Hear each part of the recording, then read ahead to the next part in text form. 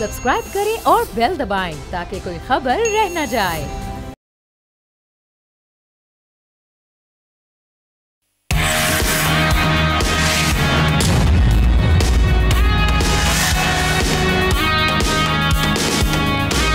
अस्सलामुअलैकुम नाजरीन, आप देख रहे हैं न्यूज़ पंच। मैं हूं आमना खटाना। आज का दिन भी बहुत इंपॉर्टेंट है। कल साइफर केस के बाद आज बानी पीटीआई और उनकी अहलिया बुशरा बीबी को 14 साल कैद बामुशक्कत की सज़ा सुना दी गई। तोशाखाना केस में बानी पीटीआई को 10 साल के लिए किसी भी अवामी ओहदे से नाअहल करार देते हुए दोनों पर बशमूल 787 मिलियन का जुर्माना भी आयद किया गया है। गुज़श्ता बरस साबिक हुक्मरान इत्तेहाद PDM के 5 अरकान कौमी असम्बली की दरख्वास्त पर स्पीकर कौमी असम्बली ने बानी पीटीआई की बतौर वज़ीर आज़म नाअहली के लिए तोशाखाना रेफरेंस इलेक्शन कमीशन को इरसाल किया था।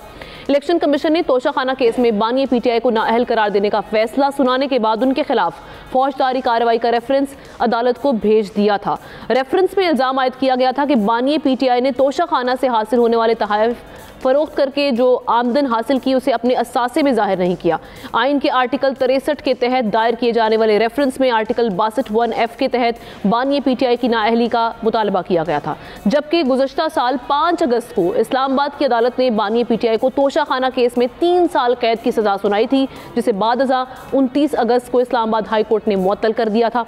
और आज बानी पीटीआई और उनकी अहलिया को 14 साल कैद बामुशक्कत की सज़ा सुनाई गई है नैब कोर्ट की जानिब से, जिसके बाद इस फैसले की टाइमिंग पर भी तनकीद सामने आई। दूसरी जानिब हमारा माजी गवाह है कि इससे कबल भी वज़ीर आज़म और सियासी शख्सियात को सजाएं सुना जा चुकी हैं जब इलेक्शंस करीब होते हैं, जो बाद में आगे चलकर मुअत्तल भी कर दी जाती हैं। तो इस तमाम तर सूरत हाल में सवाल ये पैदा होता है कि बानी पीटीआई को सुनाई जाने वाली सज़ा और नाअहली का मुस्तकबिल क्या होगा।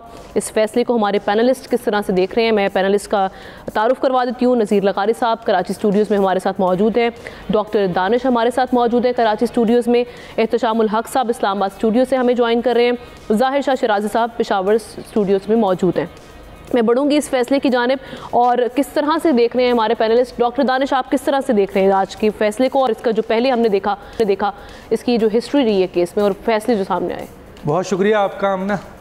तोशाखाना केस का जो केस है उस पर बहुत ज़ाहिर फैसले की बात आपने की है। मैं कानून और आइन के ऊपर जाऊँगा और माजी में कई वज़ीर आज़म ने भी तोशाखाना से चीज़ें ली, इन्होंने भी ली और कीमती तरीन चीज़ों को बेचा और पाकिस्तान की और इस ओहदे की बड़ी शर्मिंदगी हुई। ये एक अलग चैप्टर है, लेकिन जो फ़ैसला आया है वो फ़ैसला तोशाखाना का नैब ऑर्डिनेंस 1998-1999 के तहत आया है और इसमें जो है वो आइन जो आर्टिकल है नैब ऑर्डिनेंस का वो 9 जो जुर्म को बताता है और जो 10 है वो सज़ा को डिस्क्राइब करता है। तो जज बशीर ने नैब ऑर्डिनेंस के तहत इमरान खान को आर्टिकल 9 के तहत मुजरिम करार दिया है और 10 में 14 साल जो मैक्सिमम सज़ा थी वो दे दी गई और 10 साल नाअहलियत के ऊपर जो सवाल उठ रहा है कि ये क्यों, जबकि कॉन्स्टिट्यूशन में 5 साल है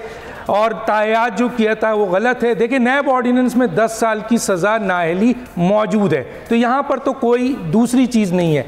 लेकिन जो सबसे अहम मसला है, जो अहम चीज़ आएगी वो है ड्यू प्रोसेस ऑफ लॉ।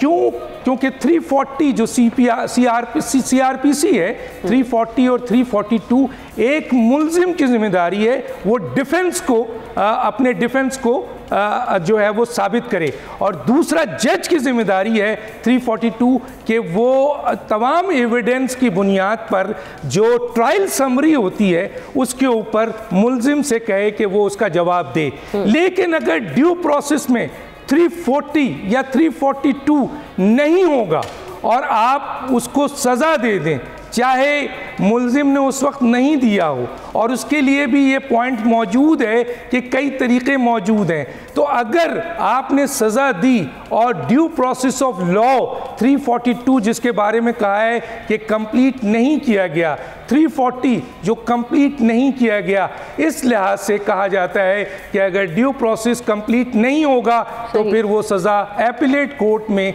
खारिज कर दी जाएगी। उसकी मिसाल अभी करीब तरीन नवाज शरीफ और मरियम नवाज साहिबा की है, जो ड्यू प्रोसेस कंप्लीट नहीं हुआ। और एक बहुत अहम बात वो ये है कि आइन का आर्टिकल 13 है, मैं उसे पढ़ भी देता हूँ, पहले पढ़ देता हूँ आपके सामने, आपके व्यूअर्स के सामने, फिर इसके ऊपर आपको बताता हूँ। देखिए, आइन का आर्टिकल 13 ये कहता है कि no person shall be prosecuted और punish for the same offence more than one. यही चीज़ नवाज शरीफ साहब के केस में थे, जब सेम केसेस पे 3 प्रोसिक्यूशन हुई और 3 सज़ा दी गई थी, जो अदालत ने, हायर अदालत ने उड़ा के रख दिया था।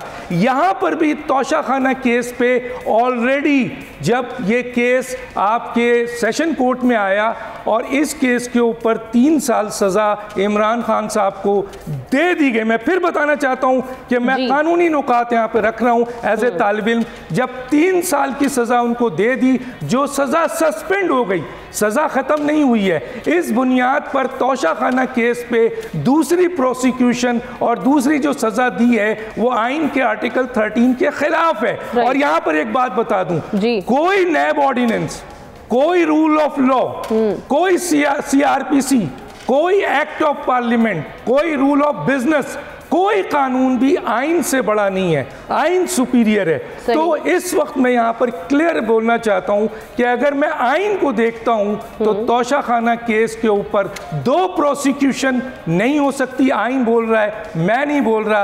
आज बड़े बड़े कॉन्स्टिट्यूशन लॉयर भी ये कहते हैं कि 2 प्रोसिक्यूशन नहीं होती। तो इस लिहाज से ये केस सेम नवाज शरीफ और मरियम नवाज साहिबा वाला बनता है। और जब ये एपिलेट कोर्ट में जाएगा तो मैं एज ए तालिब इल्म ये समझता हूँ कि आइन के आर्टिकल 13 के तहत ये सज़ा भी वहाँ फारिग हो जाएगी, मुअत्तल हो जाएगी। एहतशाम साहब, आप भी समझते हैं कि ये जो सज़ा ये टिकने वाली नहीं है, ये वहाँ पे रुकने वाली नहीं है, स्ट्रक डाउन हो जाएगी? नहीं, मेरा ख्याल है मैं डॉक्टर साहब से थोड़ा इख्तलाफ करूँगा। पहली तो बात यह है कि सेम केस तो है, लेकिन इसको देखना चाहिए आमना के 1.5 माह पहले नैब ने फ्रेश रेफरेंस दाखिल किया था, इसलिए आप उसको उसके साथ नहीं कह सकते कि जो पहले सज़ा हुई थी जिसको स्ट्राइक डाउन किया गया था या रोक दिया गया था इस्लामाबाद हाई कोर्ट की तरफ से, वो वैसा ही है। ये बड़ी चालाकी से काम किया गया था, उनको भी पता था कि ये दोबारा इसी केस को हम नहीं ले जा सकते, तो लिहाजा ये मेरा ख्याल है समझ आ जानी चाहिए बात। दूसरी बात मेरा ख्याल है आमना जो बहुत ज़्यादा अहम है, जो कल भी हम सब ने बात की थी, अफसोसनाक बात है, किसी को खुशी नहीं है। सियासी लोग जब जेलों में जाते हैं तो किसी को अच्छा नहीं लगता, लेकिन अब क्या करें, हमने पाकिस्तान में यही देखा है कि सियासी केस हम जो देखते हैं वो शवाहिद की बुनियाद पे नहीं उनके फैसले होते, वो तो हालात के मुताबिक किए जाते हैं। इसलिए लोग कहते हैं कि अदालतें आइसोलेशन में फ़ैसले नहीं करती, अब राइटली और रॉन्गली, विटिंग और विटिंगली वो ज़मीनी हक़ाइक़ को भी देख रही होती हैं। एक तो ये बात होगी। दूसरी बात अहम है जो इस केस के हवाले से मेरा ख्याल है, जो एक तो बिलावल भुट्टो ने भी कहा कि इनके वकला ने इनको मरवा दिया है, केसेस में गए नहीं, सही केस लड़ा नहीं, वो अपने जिस तरह से कर रहे हैं अपना इलेक्शन जीतने के चक्कर में कुछ गलतियां इनसे भी हुई, हेस्ट में ये किया गया, इसको आराम से भी किया जा सकता था, जल्दबाजी भी अपनी जगह। लेकिन बात यह है आमना के 108 तोहफे थे, उसमें से 58 तोहफे इन्होंने रिटेन किए, मियाँ बीवी ने रखे अपने पास और उनको डिक्लेयर नहीं किया, जिस तरह आपने अपने इंट्रो में बताया। फिर यह है कि उसको जो FBR में इनकम टैक्स रिटर्न फाइल करते हैं वहाँ नहीं शो किया। और उससे इंपॉर्टेंट बात यह है कि जो इन्होंने अकाउंट नंबर दिया था कि ये पैसा जो हमने ख़ास तौर पर 2 तोहफे, एक बहुत जो कस्टमाइज घड़ी थी MBS ने दी थी और एक ज्वेलरी सेट, वो कहते हैं कि जी हमने स्टेट बैंक के फलां अकाउंट में जमा कराया, तो स्टेट बैंक ऑन रिकॉर्ड है, उन्होंने अदालत को बताया था कि इस अकाउंट में एक पैसा भी नहीं पड़ा हुआ, लिहाजा वो पैसा किधर गया ये किसी को नहीं पता। अब अगली बात यह है जो ज़्यादा मेरा ख्याल है ख़तरनाक है, आप लाख इख्तलाफ करें, पाकिस्तान में जब क्रिमिनल केसेस में ये होता है हमना कि ये क्रिमिनल केस है, ये हमें याद रखना चाहिए, और इस्लामाबाद हाई कोर्ट में जब जाएगा तो 1 साल से 1.5 साल का इसमें अरसा लग सकता है। बाकी केसेस में तो आप देखने, पहली तो बात है कि अपील कब लगेगी, कैसी होगा। ये क्रिमिनल केसेस की मैं वकला से सुन रहा था, वो बातें कर रहे थे कि 1.5 साल का पीरियड लग सकता है।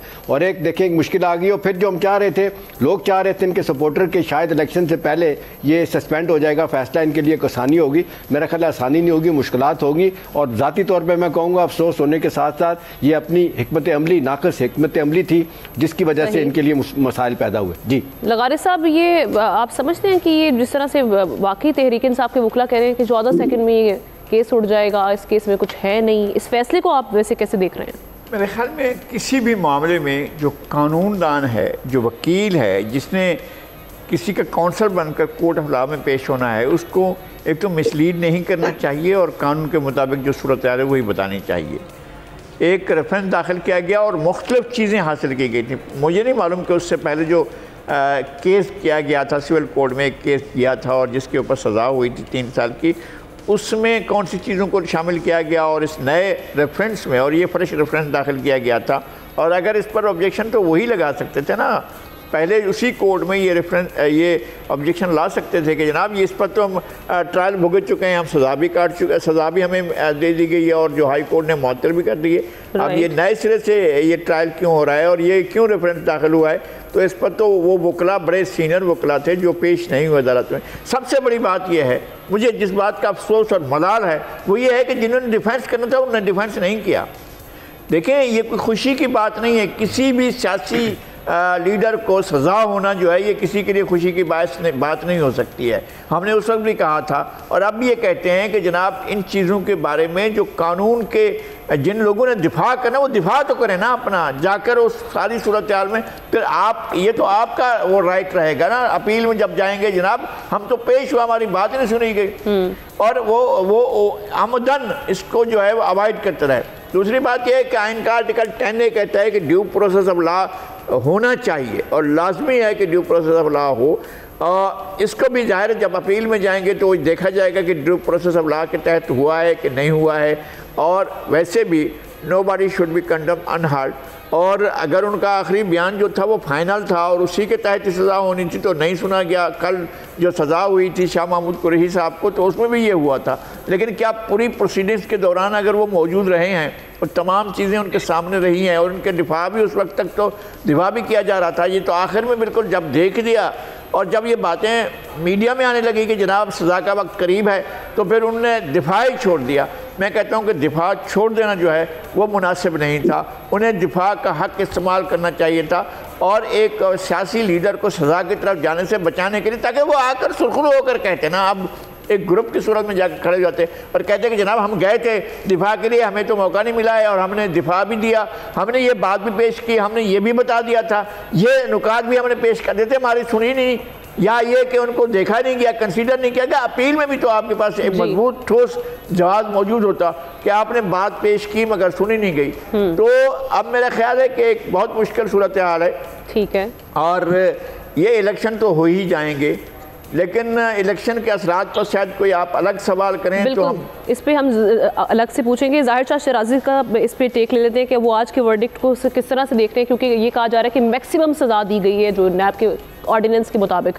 तो शाह साहब आप कैसे देख रहे हैं? देखिए, मेरे ख्याल में जैसे नज़ारी साहब ने कहा, डॉक्टर साहब ने कहा, उन्होंने बड़ी टेक्निकली तमाम लीगल उसके एस्पेक्ट पे बात की और शाम साहब ने भी बड़े की पॉइंट्स उठाए। जो मेरे नजर में एक चीज है, देखिए पाकिस्तान के अंदर अदालतों का निज़ाम आपके सामने है और मेरे ख्याल से बदकिस्मती ये है कि जहां हमारी अदालती निज़ाम का नंबर है, इस तमाम जो मामले को वो एक तरफ रखे, लेकिन अगर उन्होंने ये फैसला कर लिया था कि सजा वैसी देनी है और बानी चेयरमैन जो तहरीक इंसाफ के उन्हें इलेक्शन के प्रोसेस से बाहर रखना है, तो मेरे ख्याल में फिर इसमें चाहे कवानीन जिस तरीके भी तरफ भी इशारा करे, मेरे ख्याल में ऐसा ही होना था। एक तो ये एस्पेक्ट है, ये शायद जज्बातियत के ऊपर मबनी नहीं होगा या जो पीटीआई के लीडरशिप है वो इसी तरह सोचती होगी, लेकिन एक उनकी अपनी गलतियां वाकई हैं कि ड्यू कोर्स ऑफ लाइन जो है वो क्यों अडॉप्ट नहीं की गई, इब्तिदा में जो है क्यों प्रिकॉशनरी मेजर्स नहीं किए गए। लेकिन मेरे ख्याल में इतना अंदाजा उनको था कि शायद ये 2 केसेस जो बनाए गए थे उसी के अंदर उनको जो है किसी भी तरीके से नाअहल भी किया जाएगा और उन्हें जो है वो निकालने की भी कोशिश की जाएगी। दूसरा, अब देखिए आगे जो हायर अदालतें ये अपील में जब जाएंगे वो वाकई तमाम चीजें देखी जाएंगी। आप उसको आर्टिकल 13 भी देखा जाएगा, 10 भी देखा जाएगा और आपके जो CRPC 42, 43 की बात डॉक्टर साहब ने की, वो तमाम चीजें अपनी जगह रहेंगी। लेकिन फैसला करने वाले मेरे ख्याल में वही जजेस हैं और अगर जमीनी हकायक को देखा जाए तो नवाज शरीफ साहब के वक्त में जो फैसले हुए, इससे पहले किस तरीके से उनको नाअहल किया गया। अब अगर वाकई ऐसा फैसला हुआ है कि तहरीक इंसाफ बानी चेयरमैन है, उन्हें इलेक्शन के प्रोसेस से बाहर रखना है, तो मेरे ख्याल में ये सियासी जमातों के लिए भी एक बड़ा मैसेज है कि जिस वक्त कानून चाहेगा वो जिस तरफ मोड़ा जा सकता है और उनको टारगेट किया जा सकता है। तो मेरे ख्याल में इस बात को सोचना होगा कि आया जो पॉलिटिकल प्रोसेस है पाकिस्तान के अंदर, पॉलिटिकल स्टेबिलिटी के लिए हम बात करेंगे कि नहीं, हम नजरिया जरूरत के तहत किसी भी सियासतदान को किसी भी केस के अंदर फंसाकर किसी भी तरह की सजा दे सकते हैं। आप 4 साल 3 साल मेरे ख्याल में यही खान साहब होंगे, बड़े बाइज्जत बरी भी हो जाएंगे अगर हालात उस वक्त चाहेंगे तो। ये बड़ी एक अहम चीज है और मेरे ख्याल में ये बड़ा जरूरी है कि बाकी अगर अदालतें हैं, अदालतों को आजाद भी होना चाहिए, उनके फैसले भी आजाद होने चाहिए और मेरे ख्याल से जरूरत के तहत नहीं होने चाहिए कि उन्होंने इस वक्त किसके कहने पे क्या, जरूरत के तहत नहीं होने चाहिए। बिल्कुल ठीक है डॉक्टर साहब, इसी से जुड़ा एक सवाल ये कि अब जिस तरह से हम देख रहे हैं सारी सिचुएशन बन चुकी है, टाइमिंग बड़ी इंपॉर्टेंट है। अब ये कहा जा रहा है कि जी उनकी सियासत को किस हद तक नुकसान पहुंचेगा, इस जो एक के बाद दूसरा फैसला है, किस तरह से देख रहे हैं सियासत को नुकसान पहुंचेगा बानी पीटीआई की? ये सवाल आपने मुझसे किया है? जी डॉक्टर साहब देखिए, ये अब जाहिर है अभी बड़ी ज़बरदस्त अच्छी बात की आपके ये जो शिराजी साहब हैं, उन्होंने काफ़ी चीज़ों को पॉलिटिकली, एक तो कानूनी तौर पर मैंने पहले ही कह दिया था कि क्योंकि आपने सवाल ऐसा किया है कि उसका कानूनी जवाब दूं और मैं कानून, आइन, आर्टिकल को कोट कर रहा हूं। अगर उसका कोई रिप्लाई है तो वो भी आइन, कानून और आर्टिकल को कोट कर दे उसके मुकाबले में, तो अच्छा है, मेरी भी इस्लाह हो जाएगी। बाकी ये कह देना कि ये गलत है, ये सही है, ये गलत है, ये तो मेरा ख्याल है इसकी कोई अहमियत नहीं बनती। अब दूसरी बात जो आपने पूछा है कि देखें किसी भी सियासी जमात का, और उस वक्त जब उनके जो हैं वो इलेक्शन इतना करीब हो और उस वक्त उसके कायद को, यानी उसकी जो लीडरशिप है उसको अगर आप एक सज़ा हुई और उसके बाद 10 साल के बाद दूसरे दिन उसको 14 साल की सज़ा हुई, तो उसका इम्पेक्ट तो आएगा, जाहिर है वो लोगों पर उसका असर होगा, उनके वोटर पे असर होगा, उनके कारकुन पे असर होगा, उनकी जो मुख्तलिफ लीडरशिप हैं उस पे असर होगा, वो एक प्रेशर बिल्ट होगा। लेकिन अब सवाल ये पैदा होता है कि आइदर इसके लिए वो मेंटली तौर पर पहले तैयार थे, जैसे कि ये कहा जा रहा था कि इमरान खान साहब की तरफ से कि जी मुझे सज़ा हो जाएगी, या इनके लीडर्स कहते थे मीडिया में बैठ के कि इमरान खान को ये निकलने नहीं देंगे सज़ा, तो पहले से वो तैयार थे। आया वो अपने वोटर्स को इतने कम दिनों में इस बात पे कायल कर सकेंगे कि आया ये सज़ा है, लेकिन ये सज़ा ऐन कानून के मुताबिक नहीं है और ये एपीलेट कोर्ट में, जैसे उनके एक बहुत अहम वकील ने कहा, क्योंकि 30 दिन के अंदर अंदर अपील करना होता है। अब 1.5 साल में यहाँ तो आपके जो अपील का सिलसिला है, अगर बेनज़ीर का मरियम का देखा जाए या नवाज शरीफ साहब को देखा जाए, तो वो तो आने के बाद हुआ और किस तरह हुआ वो भी आपको पता है और कितना अरसा चला। लेकिन बाज़ औक़ात ऐसा भी हुआ है कि अपील लगी है और उसका फ़ैसला फौरी तौर पर आ गया है। अब सवाल ये पैदा होता है कि इमरान खान साहब जो इस वक्त सज़ाओं में इस वक्त हैं, और नो डाउट कानूनी सज़ा है और इससे निकलने का भी कानूनी तरीक़ेकार है, तो उस सूरत हाल में मैं समझता हूँ कि उनके वोटर्स पे, हाँ, एक जो मैं हमेशा कहता हूँ और मैं देख रहा हूँ कि अगर ये कॉन्सेप्ट आ गया सामने कि ये सज़ा नहीं है बल्कि विक्टिमाइजेशन है, ये सज़ा नहीं है बल्कि ये जिस तरह शिराई साहब ने कहा कि सियासी तौर पर इनको आउट करने की कोशिश की गई है, ये सज़ा नहीं है बल्कि पीटीआई को इलेक्शन से रोकने की कोशिश की गई है। अगर ये चीज़ें डेवलप हुई तो मैं समझता हूँ कि फिर इनका वोटर्स जो है वो ज़्यादा चार्ज होगा और सिंपैथी वोट इनको ज़्यादा पड़ेगा। लगारी साहब, नहीं, मुझे बहुत मुश्किल लग रहा है, इसलिए कि मैंने बहुत अफसोस है मुझे, मैंने देखा है कि लोगों की विल जो है वो टूट रही है और उनको ये अंदाज़ा हो रहा है कि अब ये खेल ख़त्म है। इस इलेक्शन में तो लोगों ने ये समझ लिया है कि जनाब अब इसको तो भूल ही जाएं, और जिस तरह से PMLN के साथ हुआ था, PMLN जो है वो समझा जा रहा था कि जनाब नवाज शरीफ को सज़ाएँ होंगी और सज़ाएँ हुई, और उसके बाद जो है उनका वोट बैंक भी टूटा, लोगों के अंदर मायूसी भी फैली, और मेरे ख्याल में इस जज्बाती वोटर जो है पीटीआई का, उसके अंदर एक जज्बाती कैफियत मौजूद है और उस जज्बाती कैफियत में मायूसी जो है वो बहुत ज़्यादा घर कर चुकी है। और इस हाईली डिप्रेशन में मैंने ये जुमले सुने हैं कि यार क्या फ़ायदा, नहीं जाएंगे यार, क्या क्या क्या होगा, फिर होगा क्या। फिर क्या होगा। और मुझे नहीं मालूम क्या और कोई केसेस हैं इस अरसे में, कोई और फैसले भी आने वाले हैं इन्हीं दिनों में, तो उसके असरात और ज़्यादा शदीद हो सकते हैं। जी एहतशाम साहब, आप भी समझते हैं कि वोटर्स में मायूसी होगी, पीटीआई का वोट बैंक मुतासिर होगा, सियासत को नुकसान पहुंचेगा इन फैसलों के बाद? देखिए, दो चीज़ें आमना हो सकती हैं। एक तो जो लगारी साहब कह रहे हैं कि मायूसी होगी तो हो सकता है घर से ना निकले। दूसरा ये भी हो सकता है कि उसे गुस्सा आए, वो कहे कि मेरे लीडर के साथ ज्यादती हो रही है तो पहले नहीं जाना, तो मैं ज़रूर पोलिंग वाले दिन जाऊंगा, वोट डालूंगा। तो ये कुछ भी हो सकता है। देखिए, अभी हम सब जो बात कर रहे हैं, हम ना अफसोस का इज़हार कर रहे हैं। मसला ये है कि ये सियासी लोग जो हैं, अभी नवाज शरीफ साहब ने एक ही मतीउल्लाह जान से इंटरेक्शन हुआ था, चलते चलते अदालत से पूछा उन्होंने, मतीउल्लाह जान ने नवाज शरीफ साहब से कि जी आप क्या देख रहे हैं जो इनकी सज़ा या इनके जो केसेस हैं। अब इस पर कोई सियासी जवाब नहीं आया। एक जुमला नवाज शरीफ साहब ने कहा कि भाई जो वो करते रहे वो तो वो भुगतना चाहिए ना उनको। अब मुझे बताएं, यही चीज़ माजत के साथ बानी पीटीआई का रवैया है, यही नवाज शरीफ साहब का है। हाँ, बिलावल और जरदारी साहब आप लाख उन पर और कुछ बातें करें, उनका रवैया नहीं है। वो सही मानों में सियासी नुक्ता रखते हैं। वाकई जेल उनके ज़माने में कोई जेल में नहीं था। अब अगला सवाल ये है आमना कि हम क्या अपनी गलतियों से सीखने के लिए तैयार हैं। आमतौर पे कहा जाता है कि गलतियां भांज नहीं होती, वो अंडे बच्चे देती रहती हैं। और फिर कहते हैं कि गलती बड़ी तबाही लाती है। उससे बड़ी गलती जो है ना वो तबाही इसलिए लाती है कि जब आप किसी बात पे स्टैंड ले लेते हैं। तो अब बानी पीटीआई के मसाइल इस तरह के तो रहे हैं ना। अभी आप मुझे बताएं, सारे लोग उनको समझाते रहे कि आपने एक वक्त में सबसे लड़ाई लड़ी, सियासी जमातों से, अदारों के साथ लड़ाई लड़ी। आपने कितने वाक़यात हैं जिनमें आपने कहा कि शायद मेरा पॉलिटिकल कैपिटल ब्लीड कर जाएगा अगर मैंने ओपोजिशन के लोगों से हाथ मिलाया, तो उसका भी नुकसान हुआ। अब आलम यह है कि इनके लोग कह रहे हैं कि जी ठीक है, वो पैगाम दे रहे हैं कि मैं तो इस्टेब्लिशमेंट के साथ मिलना चाहता हूँ, वो मिलने के लिए तैयार नहीं है। रऊफ हसन साहब जो हैं वो कह रहे हैं, जो इन्फॉर्मेशन सेक्रेटरी हैं, कि जी ना अपना क्या कहते हैं, नवाज शरीफ साहब से भी मिलने के लिए तैयार हैं नवाज शरीफ साहब।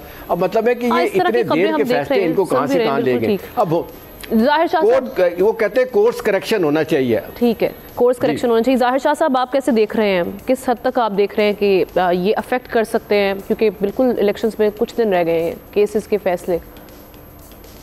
देखिए, ये तो बड़ा विजिबल है, इलेक्शन पे तो असर शायद उसका हो ही गया है। और जैसे शाम साहब और लगारी साहब ने कहा, ये डबल एज शॉर्ट टाइप का डिसीजन है, किसी तरफ भी जा सकता है, वोटर निकल भी सकता है। और जैसे आज हमने देखा है, मोटिवेशनल किस्म की जो है वो वीडियो मैसेजेस सर्कुलेट किए गए कि जनाब उनके लीडर को सजा हुई है तो हमें 8 फरवरी को बाहर निकल के उनको काउंटर करना होगा। तो ये एक मैसेजेस भी इनसाइड पीटीआई की सोशल मीडिया पे और उनके ग्रुप्स के अंदर चलने शुरू हो गए। तो देखिए, एक बड़े मजे की चीज है, पाकिस्तान के अंदर सियासतदानों को पाकिस्तान का दर्द और दुख और अवाम का दर्द उस वक्त होता है जब वो अपोजिशन में होते हैं, चाहे वो बानी पीटीआई थे, चाहे वो नवाज शरीफ साहब थे, या इससे पहले जो भी पाकिस्तान के अंदर इक़्तिदार के अंदर बादशाह रहे हैं। जब वो पावर पे होते हैं तो मेरे ख्याल में सबसे स्टबर्न रवैया उनका होता है। वो उस वक्त तमाम घरों को भी अकाउंटेबल करने के लिए तैयार होते हैं, वो एस्टेब्लिशमेंट के साथ भी जो है लड़ने के लिए तैयार रह जाते हैं, वो अदलिया को भी अपने पांव के नीचे लाना चाहते हैं। लेकिन जब पावर जाती है तो मेरे ख्याल में उनको रियलाइज होता है कि शायद बहुत बड़ी गलतियां उन्होंने की है। तो मेरे ख्याल में गलतियों से पाकिस्तान के बिल्कुल ठीक है, यानी आप ये कह रहे हैं कि जब सियासतदान हम देखते हैं कि जब इक़्तिदार में होते हैं तो वही पॉलिटिकल विक्टिमाइजेशन चीज़ों की तरफ उनकी तवज्जो होती है। आज इसी से रिलेटेड बड़ी इंटरेस्टिंग बात बिलावल भुट्टो ने अपने जलसे में की। क्या उन्होंने आज रिकमेंड किया है, क्या मशवरा दिया है सियासतदानों को? ब्रेक के बाद इस पर डिस्कशन करेंगे। Stay with us.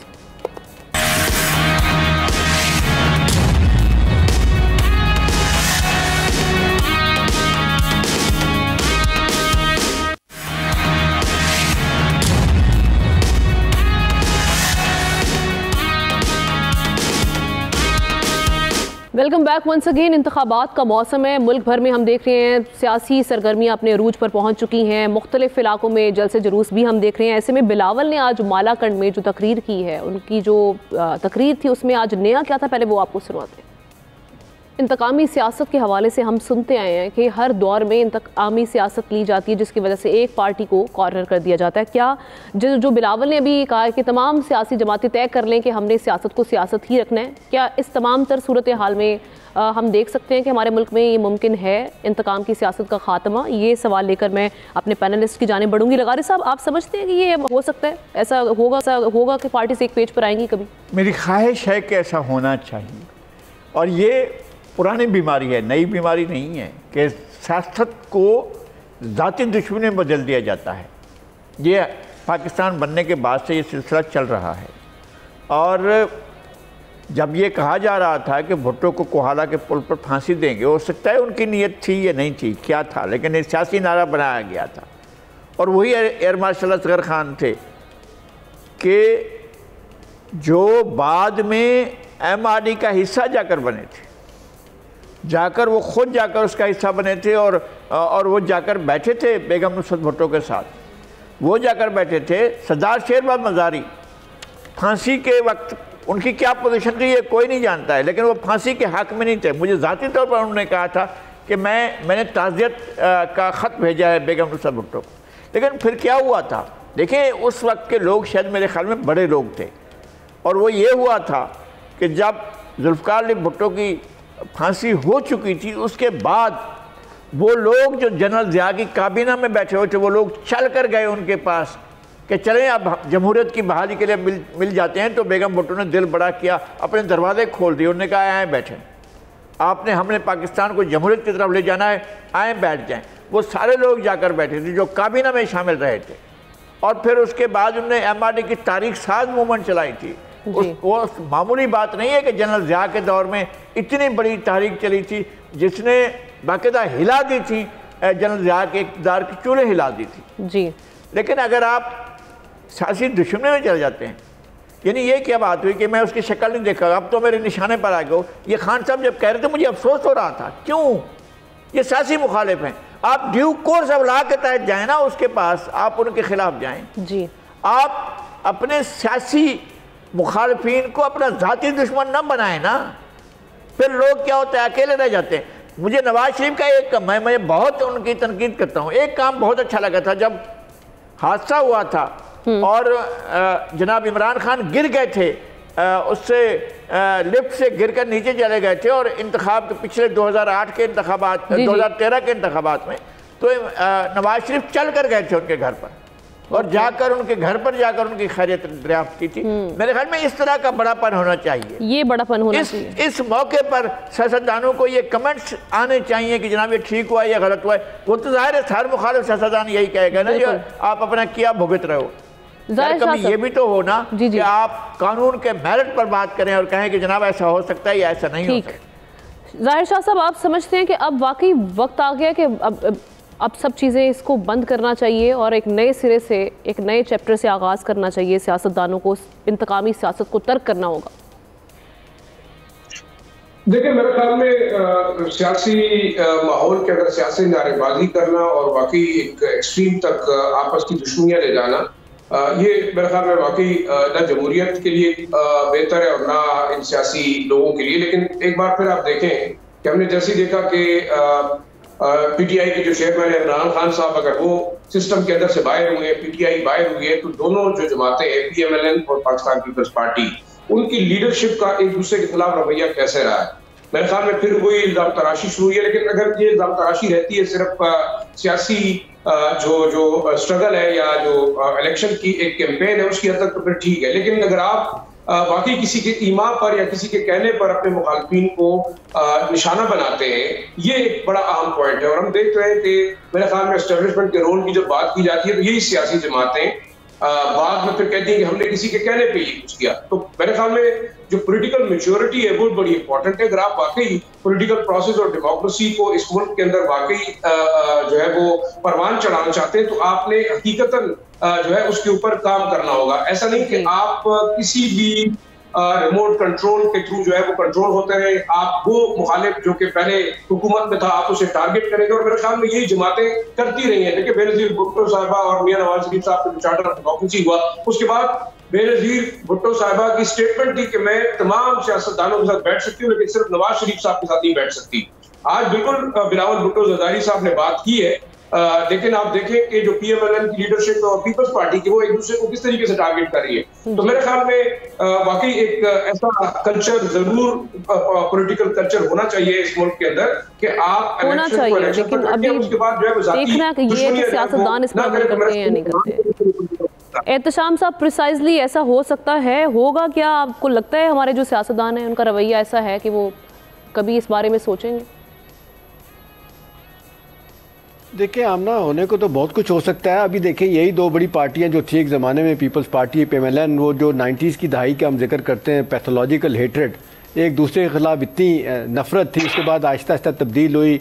58(2)B 2 दफ़ा इन्होंने ख़त्म की, सदर के इख्तियारात ख़त्म किए। फिर आप देख लें 2006 का लंदन में मार्कतुल आरा मिसाक़ जमहूरियत होता है, जिसमें फ़ैसला किया जाता है कि जी आज के बाद किसी डिक्टेटर का साथ नहीं देंगे, लेकिन सियासी मजबूरियाँ थी। मरहुमा बेनज़ीर साहबा उस वक्त कहा जाता है, कंडोलेज़ा राइस ने वो किताब लिखी अपनी, वो कहती हैं कि मैंने अपनी एम्बेसडर जो पाकिस्तान में थी उसको कहा था कि इतनी अहम डेवलपमेंट है हमारे लिए कि हम चाहते हैं सदर जो है ना मुशर्रफ हो, प्राइम मिनिस्टर मरहुमा बेनज़ीर साहबा हो, तो मुझे रात के 2 बजे भी तुम जगा देना। तो उस वक्त देखें वो सारा कुछ तय हुआ, लेकिन थोड़े दिनों बाद आप देख लें जब मरहुमा ज़हनी तौर पर तैयार होगी, नवाज शरीफ साहब से हट गई और वो आ गई पाकिस्तान में कि जी मैं बनूँगी, वो तो अल्लाह को प्यारी होगी। फिर आपने देखा जरदारी साहब बन गए जब पीपल्स पार्टी की हुकूमत आई। फिर यही शहबाज शरीफ साहब और आमना चौधरी निसार अली खान ने 11 मुलाकातें की, 1-2 मुलाकातें बुरका पहन के भी की, जब जनरल कियानी को मिल के आए और कहा कि जरदारी साहब की हुकूमत को हटाया जाए।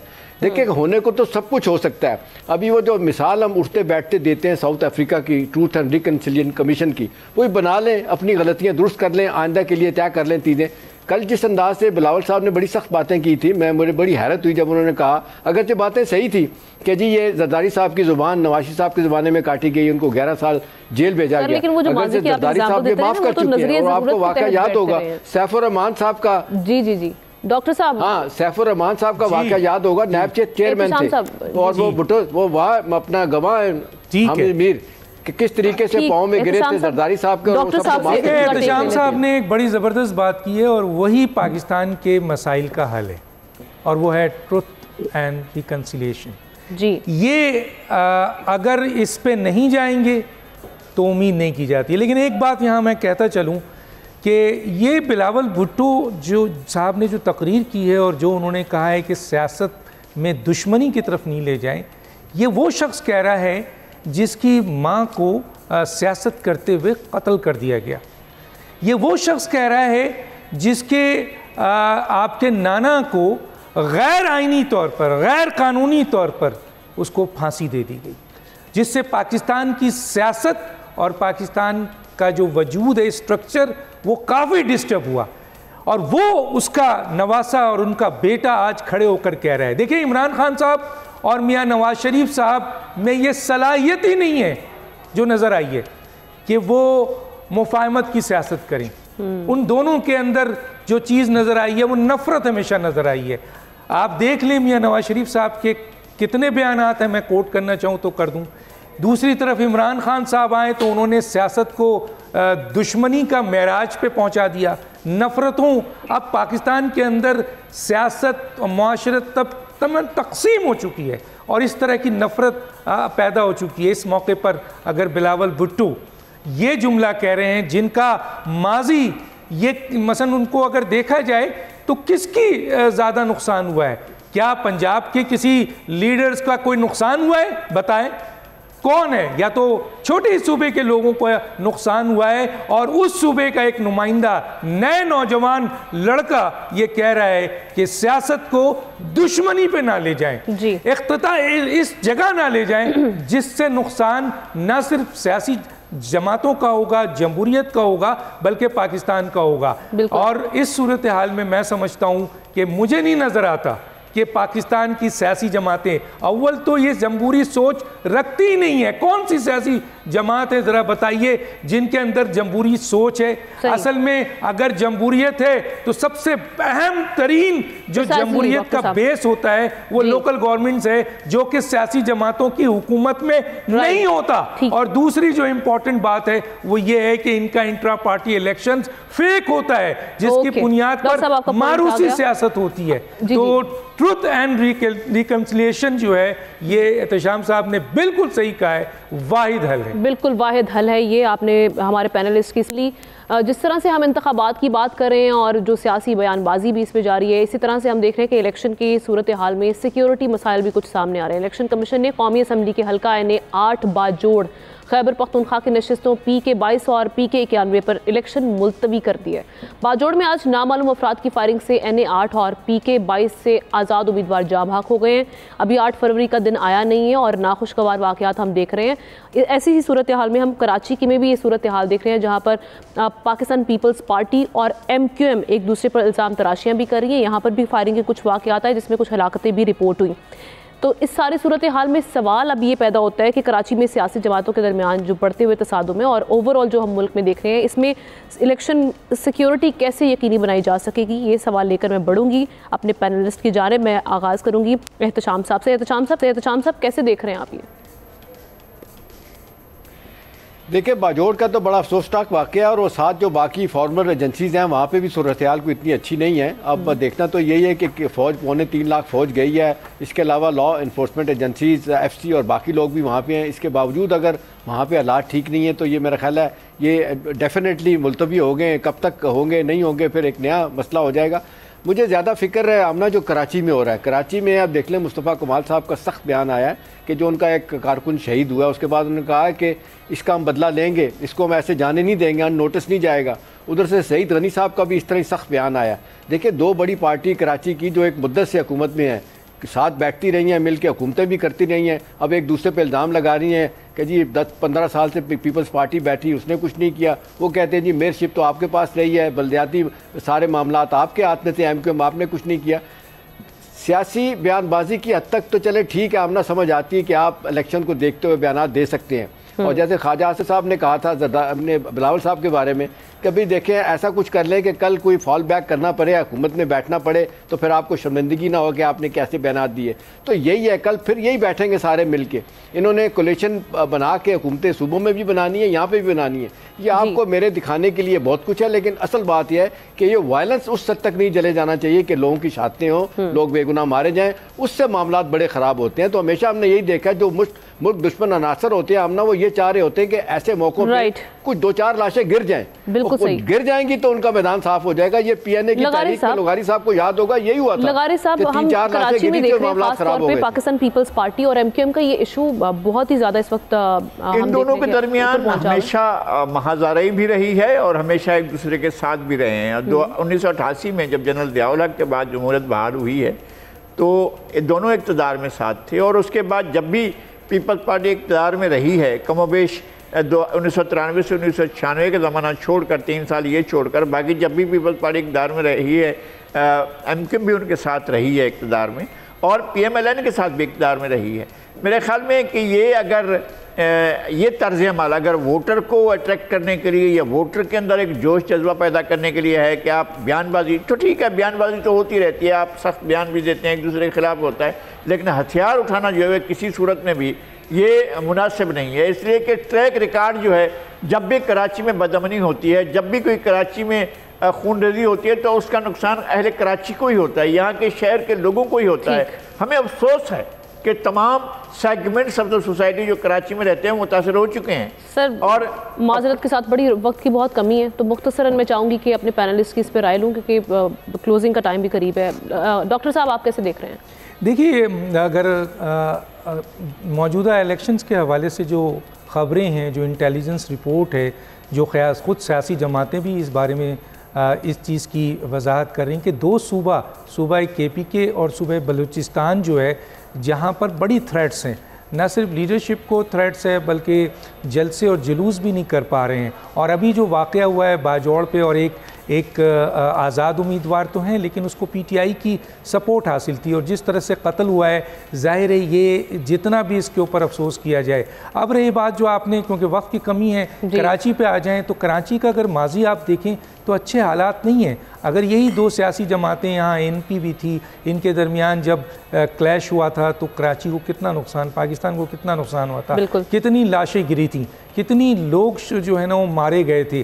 तो अब सूरत हाल कहने का ये है कि अगर सियासी जमातों कि जो इस वक्त इस तरह की स्टेटमेंट है और इस तरह की हालात है, अगर ये चीज़ें आगे बढ़ती हैं, नो डाउट पाकिस्तान के दुश्मन तो हर लम्हे ये इंतज़ार में होते हैं कि इंटरनली पाकिस्तान में कोई ऐसा वाक़या हो जिसका वो फ़ायदा उठाएं, लेकिन देखना ये है कि सियासी जमातें अपनी कितनी जिम्मेदारी पूरी कर रही हैं इस सिलसिले में। सिक्योरिटी फोर्सेस तो इंगेज है, ईरान पे इंगेज है, अफगानिस्तान पे इंगेज है, इंडिया पे इंगेज है, और इंटरनल आप 3 लाख फौज मांग रहे हैं, इंगेज है सर।